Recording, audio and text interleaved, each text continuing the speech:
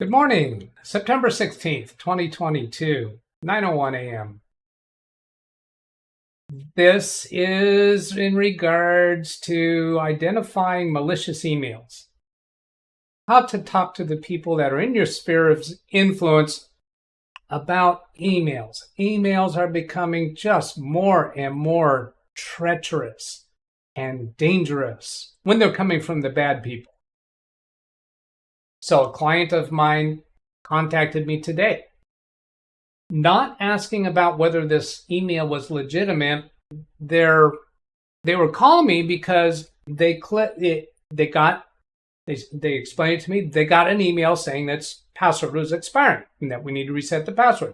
Okay, that's important. We're going to go reset the password. They click on the button and they're being asked for the password and they're not getting it right.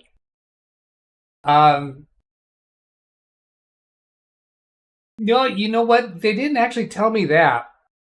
I think what happened is they realized that they didn't have the password for this account from a prior business office manager.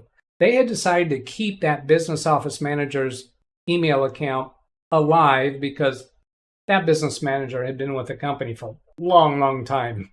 And there was a lot of people out there that had the email address. But they realized before trying to put in the email address that the password, that they didn't have the correct password, didn't know it. So they called me. So I was driving at the time, coming back into town. I told them, let me check that email out first, because you should not be getting an email with a link in it wanting you to change the password, and you should never do that. So when I got back to my office, I checked it out and I decided, oh, I've got to show this one. Ay, caramba. All right, so I'm going to show a few different screens, and I've got the first one set up already, and I'll be pausing the recording to set up each one. So here's the original email that came in, but they didn't notice this one at first. This isn't the first email that they noticed in regards to this. So let me point this out to you. Now I have some client-specific things in here blurred. That one, and that one, and that one, and this one. Up here at the beginning, it's got the person's name that it's going to. Here's the subject line. Now, this is laid out a little differently because of the email program that I opened this in, but this is the subject line. So it said, regarding password expiry notification 1420, whatever 1420 means. And this message was sent with high importance. That point right there becomes significant later on. Now, when I look at this email well, scratch that. I was going to say when I look at it in Outlook, I didn't see that indication, but I did. It's just in a different way. And then here's who it's coming from. Now, because this isn't the first message that they saw regarding this password expiring. So they didn't even have a chance to see this email address. If they had seen this one first, they might have been suspicious, because it came from credentials with this email address, jchavarria at taz-seguridad.com. Now, it's quite possible that that email account has been compromised and it is sending out scam emails, phishing emails, whatever you want, malicious emails. Let's call it that. You can argue about whether there's the right term for this. This one was dated yesterday, 12/20, and it identifies the name of the former business office manager. Then here says Office 365. So they saw this. Oh, it's Microsoft 365. We know who that is. That's legitimate. No, it's not. This sentence right here, this has got to raise the fur on the back of your neck. Hairs on the back of your neck, not fur. The password for your email, and it gives the email address, expires today. You should keep your current password. What? No. Microsoft is not going to be recommending that people keep their current password. If that was their recommendation, why would they expire passwords? No, they want you to change your password periodically. And then there's a button here called Keep My Current Password. So you click on this if you want to keep your current password. Well, when you click on that, it asks you to enter the email address. It doesn't already have it. It asks you to enter the email address and the password. Well, when they got to that point, they realized they didn't know the password. If they had tried putting in a password, I'm sure it would have been accepted, because that's a scammer's website. They have no way of validating that it's a valid address or not. I suppose they might reject it. And then what? I don't know. I would think that a good malicious intent designer would accept whatever password the person puts in, because they don't want to raise the alert. You know, if they fail the password, then the user's going to go to their IT department and say, hey, this happened and I didn't have the right password or something went wrong. Then the IT department, me in this case, is going to investigate, right? So I don't think they even tried entering one. And then down here, it actually has my client's domain name. Well, that's kind of weird. What is it, signing off with my client's domain name on this email? That doesn't make sense. I didn't investigate this email address at all. I apologize if I'm exposing some company's email address there, but you need to know, if somebody knows that company, you need to let them know this email address is compromised. It's sending out scam, hoax, malicious emails to people. Okay, I'm going to pause here and set up the next screen. This is the email that they first saw. And the subject line of this was your daily briefing. Again, this is laid out a little differently than your typical email. This is from the webmail in Outlook on the web in the Microsoft 365 account. So it's got the former administrator's name here and the initials for that Microsoft 365 account. And then down here it says, this message is from a trusted sender. Well, this email comes from Microsoft Viva, which I don't have a high level of awareness of this. I believe this is included in the Microsoft 365 for Business suite. And it is a utility that will automatically send you an email message summarizing the important emails or things that you have flagged for follow-up from the prior day, prior 24 hours, whatever it might be. So this looked like it gave some legitimacy to the malicious email.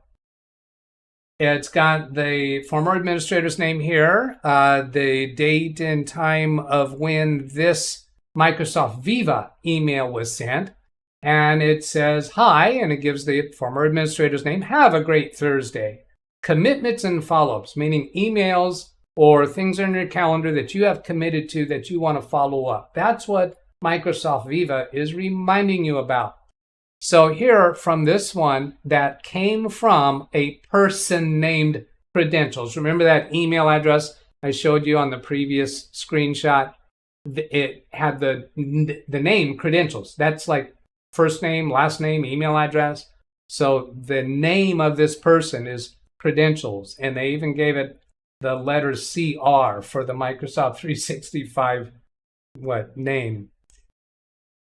And here's the subject line regarding password expiry notification 1420. Yesterday, they asked, this is Microsoft Viva saying, yesterday, this person, this sender asked, please reply to this email, a copyright symbol 2017 Mr. Delivery.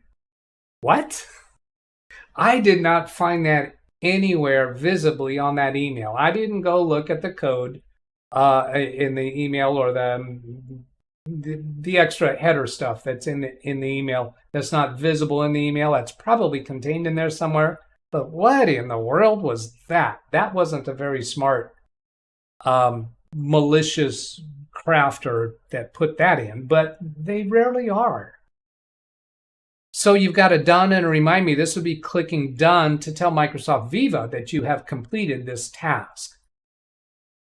This was surfaced by Cortana. So Cortana is somehow involved with this Microsoft Viva utility. Now, I'm not sure that the current administrator in this office manager, whatever I'm going to call them, I'm not sure that they are actually using Microsoft Viva and actually recognize this. This might be something that is in the former administrator's email account. But I think this is what they saw first, and it appeared to lend some credibility or legitimacy to this email. Absolutely not. It's only there because, remember, that email said this was sent with high importance. Any email can be sent claiming to be high importance. And whatever the recipient's email management system is, if it has a capability of bringing that to your attention more, then it's going to be brought to your attention. So that's what was going on here. Anything else here before I move on to the next screen? I don't think so. So here I'll pause the recording again. After reviewing the messages that my client saw and checking a little bit more into them and making sure that I could sign into the account without any password issues at all, here's the email I sent back to them. Now, I've been evolving over time in how to word this content to my clients. I have spoken with this office before, with the top level administrator, about these messages. And she has actually inquired about emails that look suspicious to her. And they've pretty much always been hoax emails, scams, malicious, whatever they might be. But one of the problems here is you don't know what's going to happen if you click on that until you do that. In fact, I need to talk a little bit about that at the end of this. But I want to read through my current verbiage. And this is the first time I'm sending this particular verbiage. I'm trying to use more scare tactics because the message isn't getting through well enough, I fear. So I'm going to take that off screen for a moment and get back to the heading, the subject line, because I didn't have that part blurred. The subject line on this, again, trying to get their attention. Password expiration email was a dangerous hoax. I thought I would call it phishing email or a scam. That's not strong enough. Dangerous hoax is what I want to use, because I'm trying to use some scare tactics here, because this is what, if I lose sleep about anything with my clients, it's this kind of thing where somebody's going to click on something, compromise, and then the perfect storm criminal is going to get hold of that and cause us severe grief. I do not want to go through that experience.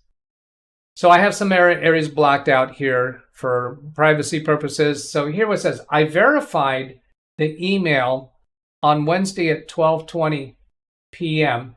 that claimed to be password expiring as a hoax, and a dangerous one at that. The email from Microsoft Viva on Thursday at 4:23 a.m. is just a briefing of emails that claim to be of high importance in your inbox and in no way legitimizes the hoax email. If any staff member clicks on a link like that and enters their valid password, it may result in ransomware, reading of internal emails by criminals, spam emails being sent to all email addresses found in the inbox, impersonating staff to email addresses for criminal purposes, and much more. You need to include in any recurrent training to staff that they are not to click on links in emails they are not specifically expecting to receive. And even then, look closely at the sender's email address to make sure it is the person you are expecting a link from. It's not okay to just say, don't click on anything in an email, because there are some times that you need to do that. For instance, if you're trying to reset a password, or if you have a two-factor authentication, it's going to send you an email. There might be legitimate links for you to click on, but you're expecting those emails. There might be a business relationship or even a friend or relative that you're in email correspondence from. Hey, Bill, I'm going to send you a link to my last YouTube video, or whatever they might be sending you a link to. Or if it's somebody that you're in regular communication with emails and sending links to each other for whatever purposes it may be, that can be okay. But you should always look at the sender's email address and verify that that looks right. Now, sender email addresses can be spoofed to look like it's coming from somebody you know, or the person that you know, their email account may have been compromised. So it may actually be coming from their email account, but it's a criminal sending it. So if you weren't expecting that content from that person, pick up the phone, call them, make sure it was them. I have had that exact sequence happen with clients of mine, and fortunately they've caught it before they suffered. But sometimes I've heard recently. Let's see, what was it? Darknet Diaries, I think it was, that told the story of a person who received a request from a normal business contact. It was the finance officer that was receiving the email instructing them to send $300,000 to a certain address or account or something like that. And that was totally within the normal scope of their business relationships. But it was being sent from a criminal. They sent the money. They lost the money. It's gone. Bye-bye. There's no getting that back. All right, where was I at here? Expecting a link from. If you look at the sender's email address on the email that you inquired about, you will see it is not an official Microsoft address. Remember that address that I showed you that I said that company's probably been compromised, or that email account has? You could keep or print out these emails, meaning those bogus ones, and my email for that matter, to use in training sessions. You can delete the messages if you prefer. So here's the level of more scary wording I'm trying to use, and that is not an exaggeration at all. That is totally possible that clicking on that could result in that. Now, how often does it? Probably not that often. They're probably more commonly more minor infringements that occur. But we don't know because the criminal marketplace for this kind of stuff is diversified, compartmentalized, and I guess to say there are people who send out these kind of emails trying to collect credentials, email addresses, and passwords, and they collect a bunch of those and they sell them on the dark web. To who? Well, to criminals. What are those criminals going to do with them? Well, they might be trying to do a ransomware campaign or any of those other things that I described there, or other stuff. They might just go sign into the account and start reading emails and try to define relationships between people and become creative and try to figure out how can they run a con game on those people. It might be telephone con games. It might not be data oriented, or it could be that they're going to try to infiltrate the person's computer and try to, do a ransomware campaign and actually encrypt files and then demand a ransom payment. They might go take your photos and threaten to send them out to all the contacts in your contacts list if they find anything incriminating. There's any number of things that the criminal minds will do out there. And I just find left and right, the average end user is not aware of this. So I make this video, I'm encouraging you, whoever you are watching this. I don't care if you're a computer technician. I don't care if you're a computer user that barely can figure out your own password. Maybe you're feeling guilty right now because you have the same password on all of your internet accounts. Oh my God, stop that. I don't care who you are watching this. If you're watching this, pass this information around to the people that you know. Don't click on links. Lock your door when you leave the house. Don't leave your keys in the ignition of your car with the windows rolled open. Don't click on links in emails that you're not expecting. Bye. All right. I think I covered everything I was going to do. Do you get the idea that I care about this topic? I hope that was useful. Have a great day. Catch you later. Goodbye.